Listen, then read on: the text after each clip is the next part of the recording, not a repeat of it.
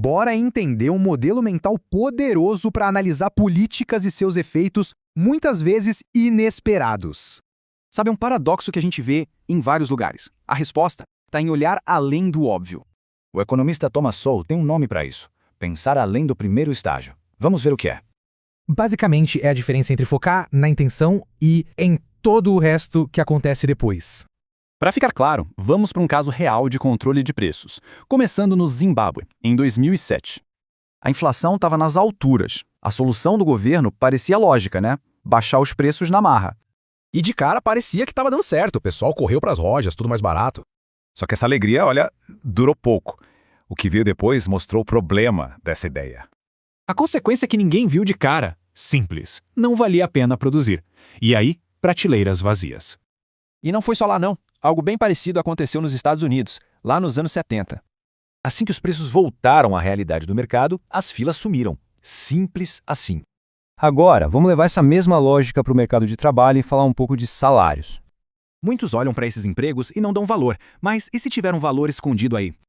É que eles são a porta de entrada para construir o que os economistas chamam de capital humano. A pessoa não está só ganhando um salário, ela está investindo em experiência para o futuro dela. Olha o caso do McDonald's, a rotatividade é altíssima, o pessoal usa como trampolim, segue em frente. O problema é que certas políticas acabam tirando o primeiro degrau da escada. E aí, como sobe? Mas por que essa ideia de primeiro estágio é tão comum? A resposta está na diferença entre política e mercado. Aqui fica claro, né? Os incentivos em cada um desses mundos são completamente diferentes. Na política, o que importa é o resultado de agora, o que dá voto, mesmo que lá na frente o custo seja alto. E essa lógica vai longe, viu? Até no mundo do crime. Vamos ver um último exemplo bem curioso. Olha que doido. Nos Estados Unidos, ladrões evitam casas com gente. Já na Grã-Bretanha, nem tanto. Por que será? É tudo sobre risco e recompensa. O ladrão britânico simplesmente encara um risco muito menor. Numa cidade da Geórgia, uma lei exigiu armas em casa. O resultado? Os assaltos despencaram. No fim, pensar além do primeiro estágio é isso, uma ferramenta para a gente enxergar a história completa. Sabe quando a gente vê uma ideia que parece ótima, uma solução perfeita, mas que no final dá tudo errado? Pois é. Hoje, a gente vai explorar um modelo de pensamento muito poderoso que ajuda a gente a enxergar além do óbvio, a descobrir aquelas consequências escondidas que, no fundo, são as que realmente definem o resultado de tudo. E a pergunta que vai guiar nossa conversa é exatamente essa. Por que será que tantas políticas, tantos planos cheios de boas intenções acabam levando a resultados, bem, desastrosos? Onde é que a coisa se perde no meio do caminho entre o que a gente quer que aconteça e o que de fato acontece? Vamos investigar isso. E a chave para entender esse mistério, segundo a análise que a gente traz hoje, está nesse conceito, pensar além do estágio 1. É basicamente a disciplina de enxergar o efeito dominó completo de uma ação. Sabe, é resistir àquela tentação de focar só no resultado imediato, aquele que todo mundo vê na hora. E aqui a gente já vê uma tensão bem clara. De um lado, tem a política. Muitas vezes ela foca em metas que soam muito bem e em decisões de pacote fechado, tipo voto num candidato. Os incentivos costumam ser de curto prazo, né? Pensando na próxima eleição. Do outro lado, a economia meio que nos força a pensar diferente, em trocas, em decisões que a gente vai ajustando aos poucos, sempre com o olho lá na frente, nas consequências a longo prazo. Entender essa dinâmica é o primeiro passo para sacar por que o estágio 1 é tão sedutor, especialmente na política. E para a gente ver como isso funciona na vida real, vamos para o nosso primeiro caso. Uma história que mostra como o preço de uma boa intenção, quando ignora o estágio 2, pode ser um verdadeiro desastre.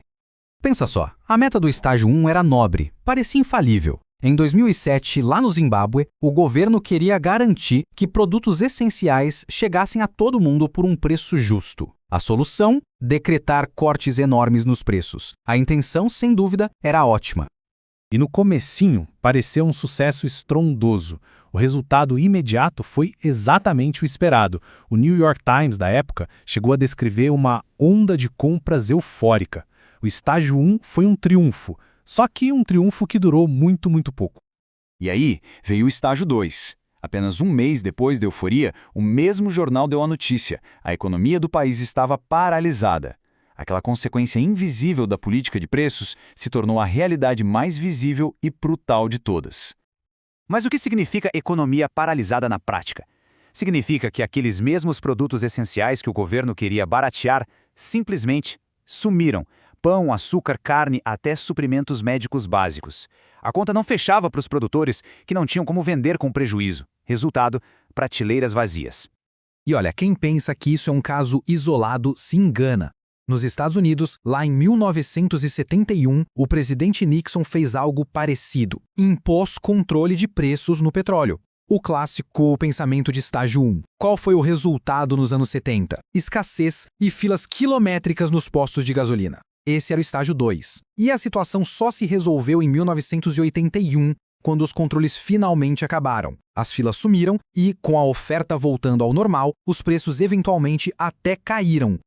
Agora, vamos mudar um pouco o foco. Em vez do preço dos produtos, vamos falar sobre o valor do trabalho. A gente vai explorar por que um emprego que paga pouco pode, na verdade, valer muito mais do que o salário que cai na conta. Sabe aquela percepção comum, a visão de estágio 1, de que o emprego considerado braçal ou que paga pouco é algo ruim, sem valor? Será que a história é só essa mesmo? Para a gente conseguir enxergar o estágio 2 aqui, a gente precisa de um conceito fundamental, o de capital humano. Não é só sobre o trabalho que a pessoa faz hoje, mas sobre o conjunto de habilidades, de experiência e conhecimento que ela vai juntando. É como se fosse um investimento no próprio futuro.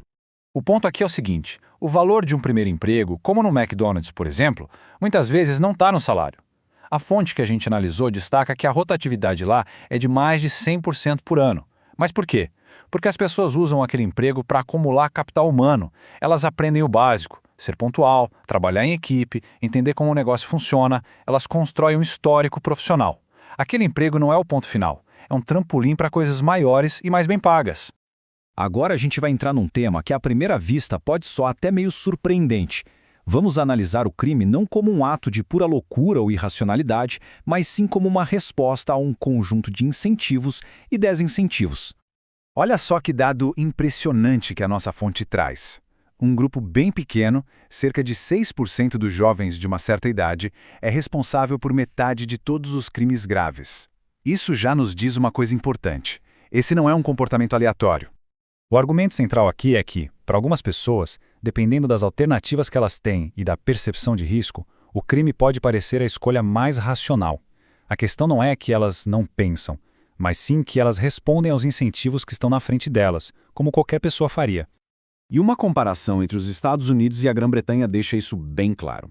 Nos Estados Unidos, onde a posse de armas por civis é mais comum, o risco para o invasor é bem maior. O resultado? Só 13% dos assaltos a residências acontecem com os moradores em casa. Já na Grã-Bretanha, onde a posse de armas é baixa, o risco para o invasor é menor. E lá, mais de 40% dos assaltos acontecem com gente em casa. A escolha do criminoso, que parece ser racional, se adapta ao nível de risco. Então, depois de tudo isso, o que a gente pode tirar de lição? A gente aprende que pensar além do estágio 1 não é só um conceito, é uma ferramenta muito poderosa para trazer mais clareza para a nossa forma de ver as coisas. E é super importante deixar uma coisa clara. Usar esse modelo de pensamento não é sobre ser a favor ou contra uma política específica. Não é sobre defender um lado. É um método de análise.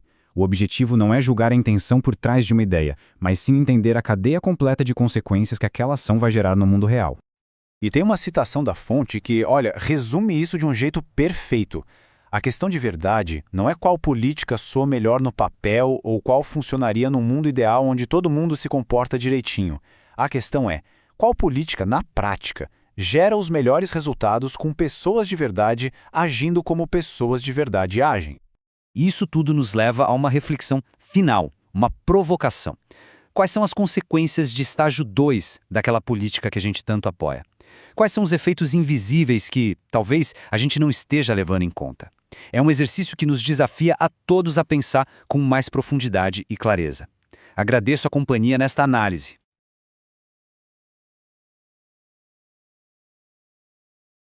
Esse é o nosso resumo de Economia Aplicada de Thomas Sowell.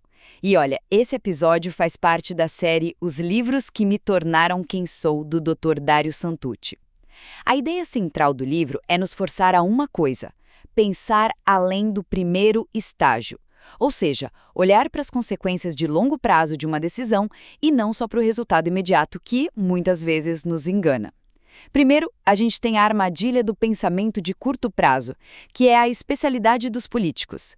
Pensa só no controle de preços do presidente Nixon lá nos anos 70. Na hora, foi uma medida super popular, ajudou na reeleição dele. Mas e depois? O resultado foi uma baita escassez de gasolina e outros produtos. Um sucesso político, mas um desastre econômico total. Segundo, por que isso acontece tanto?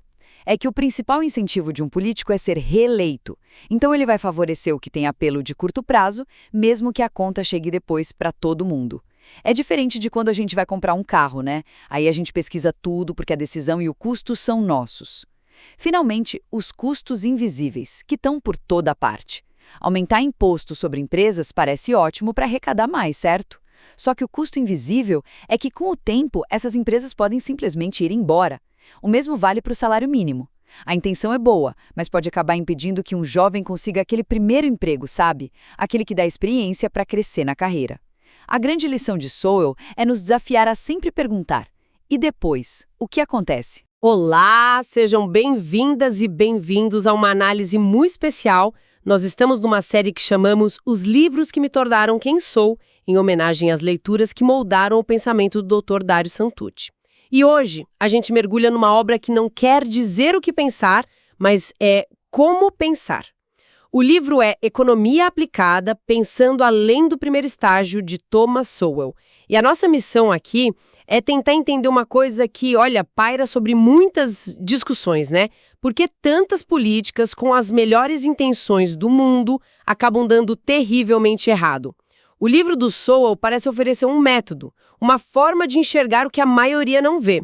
A tese dele é forte, já que os políticos raramente olham além da próxima eleição, é dever do cidadão fazer isso. É um ponto de partida fundamental, né? O livro inteiro é um convite para a gente parar de julgar políticas pelas metas, que são sempre nobres, e passar a analisar a estrutura de incentivos, as restrições que elas criam para as pessoas no mundo real. A pergunta que o Sowell ensina a fazer, de novo, é a mais simples e, a mais poderosa de todas. E então, o que acontecerá? Certo. Então vamos começar por aí, por essa ideia de pensar além do primeiro estágio. O próprio Sowell conta uma história ótima, de quando ele era um jovem estudante lá em Harvard. Ele defendia uma política com todo aquele fervor, sabe? E o professor dele, Arthur Smiths, só ficava perguntando: e então, o que acontecerá? Exato. E essa insistência forçou ele a ver que, as consequências lá na frente podiam ser desastrosas. E essa historinha captura a tensão, sabe? Entre o pensamento político e o pensamento econômico. O pensamento político, por natureza, ele é focado no primeiro estágio. Precisa de resultado visível, imediato. Precisa da narrativa de ação. Fizemos isso para resolver aquilo. Já a análise econômica, ela exige paciência, exige seguir as ondinhas, as repercussões que se espalham muitas vezes de formas que a gente nem vê. E as fontes que a gente analisou trazem um caso histórico que é perfeito para ilustrar isso. Os controles de preços e salários que o presidente Richard Nixon impôs nos Estados Unidos em 1971. No primeiro estágio, a medida foi um sucesso assim, estrondoso. Total. A inflação parecia contida, a mídia aplaudiu ele por fazer alguma coisa e ele foi reeleito de forma esmagadora. Parecia uma vitória completa. Parecia. Mas aí veio o segundo estágio. E, convenientemente, só depois da eleição. As consequências foram severas. O próprio assessor econômico do Nixon, o Herbert Stein, usou uma imagem brutal para descrever a cena. Ele disse: o gado estava sendo retido do mercado, galinhas estavam sendo afogadas e as prateleiras do supermercado estavam sendo esvaziadas. Peraí, galinha sendo afogada. Como assim? Isso é chocante. Por que alguém faria isso? Porque o controle de preços quebrou toda a cadeia de incentivos. É o que o livro chama de a tragédia invisível do segundo estágio. Pensa bem, o preço do frango foi congelado lá embaixo, mas o preço da ração para alimentar o frango não foi. Para o produtor, se tornou mais racional, entre aspas, afogar os pintinhos do que gastar dinheiro para criar e vender com prejuízo. Nossa. O consumidor só vê a prateleira vazia, né? E aí culpa a ganância do mercado, mas não enxerga a decisão desesperada do produtor, causada por uma política que era, na origem, bem intencionada. É por isso que o Sowell diz que controles de preços são basicamente mentiras sobre oferta e demanda. Entendi. A medida cria uma ilusão de que as coisas estão acessíveis, mas na prática ela destrói a produção dessas mesmas coisas. As fontes até mencionam que a famosa crise do petróleo dos anos 70, com aquelas filas quilométricas nos postos... Também foi consequência disso. Exato. Os preços artificialmente baixos da gasolina fizeram a demanda explodir, mas os produtores não tinham incentivo para oferecer mais. E pouca gente conectou os pontos na época. Ninguém. E esse padrão se repete. O exemplo do Zimbábue, que também é citado, é ainda mais extremo. Depois que impuseram controles de preços em alimentos básicos, pão, carne, milho, eles simplesmente sumiram. A política não tornou a comida mais barata, ela fez a comida desaparecer. A ilusão não dura muito tempo, né? E essa necessidade de criar a ilusão de mostrar que algo está sendo feito parece ser uma força política muito poderosa, especialmente em crises. O livro nos leva para a Grande Depressão e para a filosofia do Franklin D. Roosevelt, que disse aquela frase famosa: "O país exige experimentação ousada e persistente. Acima de tudo, tente alguma coisa." É um apelo emocionalmente muito forte. Quem vai ser contra tentar alguma coisa no meio do caos? Mas o Sowell argumenta que essa abordagem tem um custo oculto gigantesco: a incerteza. Quando o governo começa uma experimentação incessante, mudando as regras do jogo a toda hora... Novos impostos, novas regulações... Exato. A economia inteira pisa no freio. Um empresário não vai construir uma fábrica, um investidor não vai arriscar o capital se não sabe quais serão as regras amanhã. E essa paralisia, paradoxalmente, pode acabar prolongando a crise que a ação do governo queria resolver. E aí as fontes trazem um dado que...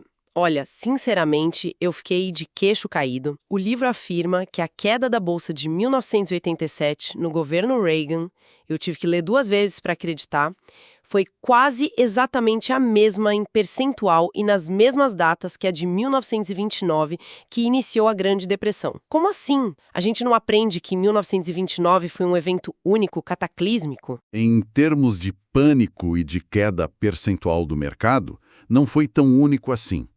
A diferença crucial, segundo a análise do livro, foi a resposta do governo. Em 1929, o governo Hoover e depois o Roosevelt intervieram massivamente. Em 1987, o Reagan, assim como o Calvin Coolidge tinha feito numa crise anterior nos anos 20, ele resistiu à pressão imensa da mídia e do Congresso para fazer alguma coisa. Ele fez discursos para acalmar o mercado, claro, mas não lançou pacotes gigantes de intervenção. Ele meio que deixou a economia se ajustar. Mas espera um pouco. Isso parece muito contraintuitivo. É difícil para o público aceitar um líder que não faz nada no meio do pânico. Politicamente, isso não é um suicídio?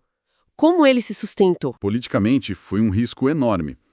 Na época, o Reagan foi duramente criticado pela imprensa. Falavam da passividade dele. O clamor por ação era ensurdecedor. Mas a análise do Sowell sugere que a alternativa a fazer alguma coisa não é fazer absolutamente nada. É, na verdade, fazer a coisa mais difícil. Reconhecer que o sistema tem capacidade de se autocorrigir e que intervenções precipitadas podem causar mais dano do que bem. E o resultado? O resultado, no caso de 87, não foi uma nova Grande Depressão. Foi a continuação de um dos mais longos períodos de prosperidade da história americana. Foi uma aposta na resiliência da economia e não na sabedoria dos planejadores centrais. E essa mesma lógica de analisar custos, incentivos, consequências não intencionais, que a gente viu nas crises econômicas, o livro aplica de uma forma surpreendente num tema que muitos consideram puramente moral, a discriminação. Esse é um dos capítulos mais provocadores, sem dúvida. Porque ele tira o tema do campo exclusivo da moralidade e coloca sob a lente fria dos incentivos. A premissa central é que discriminar não é de graça, tem um custo. E esse custo não é só para a vítima, é também para quem discrimina. E o fascinante é como esse custo varia, assim, drasticamente dependendo do contexto. Como assim? O custo não é sempre alto? Não necessariamente. Pense em 2 cenários que o livro traz. Primeiro, o dono de um time de basquete profissional. Se ele se recusar a contratar os melhores jogadores do mundo porque são negros, ele está cometendo suicídio financeiro. Claro, os concorrentes vão contratar e ganhar tudo. Exato. A competição acirrada torna o custo da discriminação proibitivamente alto. Agora, o segundo cenário. O maestro de uma grande orquestra sinfônica. Historicamente, a oferta de violinistas brancos de altíssimo nível sempre foi muito vasta. Se ele ignorasse os poucos violinistas negros igualmente qualificados, o custo para ele seria mínimo. Ele ainda conseguiria montar uma orquestra fantástica. O mercado pune a discriminação, sim, mas a intensidade dessa punição depende do nível de competição e da oferta de alternativas. Nossa, essa é uma nuance muito, muito importante. Então, o livro leva essa ideia ao teste mais extremo, analisando um regime onde a discriminação não era só uma prática, era a lei do Estado, o apartheid na África do Sul. É um caso de estudo impressionante. O governo sul-africano impôs leis de segregação racial incrivelmente rígidas, determinando quais raças poderiam ocupar quais empregos, limitando o número de trabalhadores negros. A intenção declarada era proteger os empregos dos trabalhadores brancos. Esse era o primeiro estágio. E o segundo estágio? O que aconteceu na prática? Na prática, em setores competitivos da economia, a lei era violada, em massa, por empregadores brancos. Eles contratavam muito mais trabalhadores negros do que o permitido e os promoviam para cargos que eram, legalmente, reservados para brancos. Mas por quê? Eles corriam o risco de pagar multas pesadas. O incentivo econômico era mais forte que o medo de um Estado policial? Em muitos casos, sim. O livro cita o exemplo da construção civil em Joanesburgo.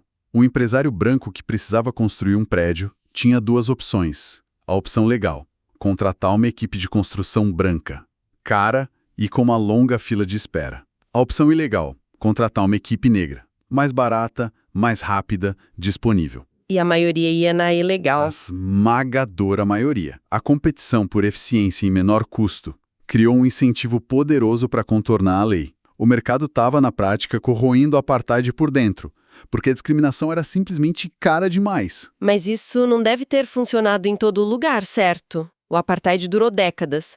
Onde essa pressão do mercado falhou? E essa é outra parte crucial da análise. A pressão falhava onde a competição era fraca ou inexistente. Em empresas estatais, como a companhia de trens, ou em monopólios privados regulados pelo governo, não havia essa pressão competitiva para reduzir custos. Ah, entendi. Nesses ambientes, a discriminação florescia, porque não tinha custo econômico. O gerente da estatal não ia à falência por contratar um funcionário branco menos qualificado e mais caro. Isso mostra que o mercado não é uma panaceia moral, mas um mecanismo que impõe custos a certos comportamentos. Onde o mecanismo é forte, a discriminação recua. Onde ele é fraco, ela persiste. Então, se a gente for destilar a grande lição de economia aplicada, parece que é menos sobre um conjunto de respostas prontas e mais sobre um método de análise, né?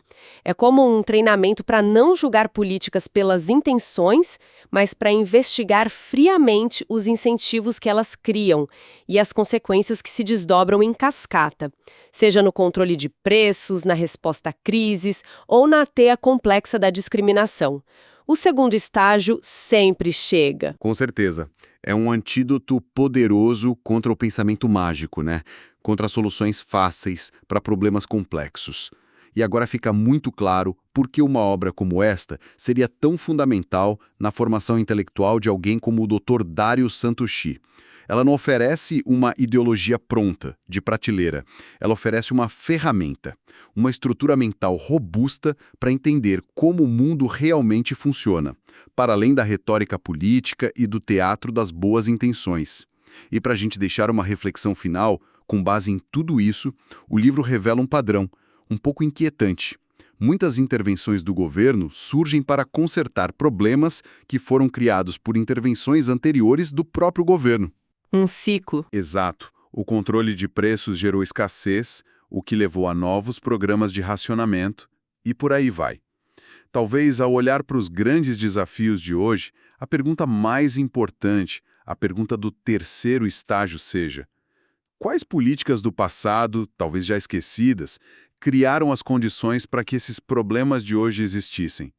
Pensar sobre essa genealogia dos problemas é talvez o exercício mais profundo de ir além do primeiro estágio.